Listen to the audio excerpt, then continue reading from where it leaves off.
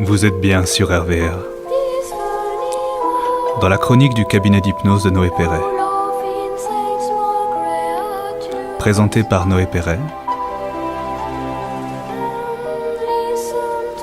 Hypnopraticien et formateur en hypnose. Sur Roanne et Lyon.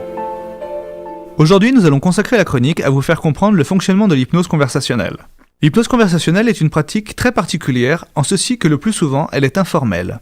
Elle consiste à prendre en compte l'intégralité d'une conversation et savoir communiquer pleinement.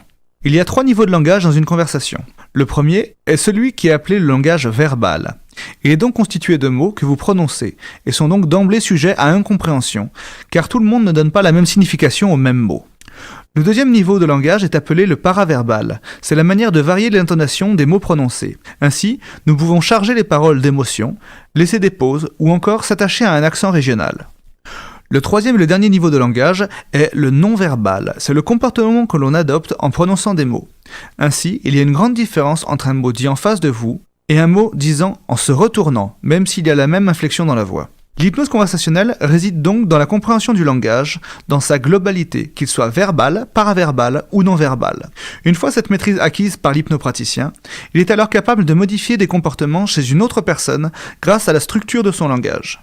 C'est également un excellent outil pour faire des verrous psychologiques sur des idées. Cela est très utilisé en publicité, bien sûr, et également au sein des familles qui cherchent à se faire du mal.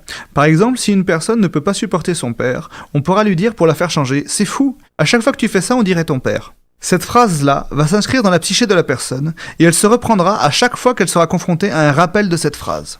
En cabinet, cela permet également à l'hypnopraticien de pouvoir faire la différence entre une réponse vraie et une réponse de convenance, et fera ainsi gagner un temps précieux. Grâce à cet outil, il est même possible de fabriquer des tics temporaires sur un oui ou sur un non. Ainsi, il est quasiment impossible de mentir à une personne qui maîtrise cette hypnose, à moins qu'il ne fasse pas attention à la conversation.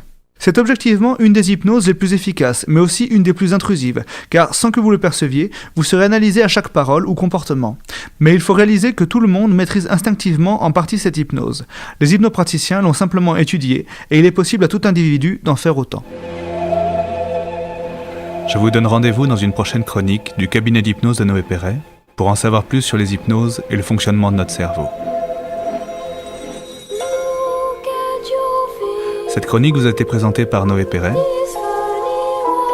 hypnopraticien et formateur en hypnose, sur Roanne et Lyon.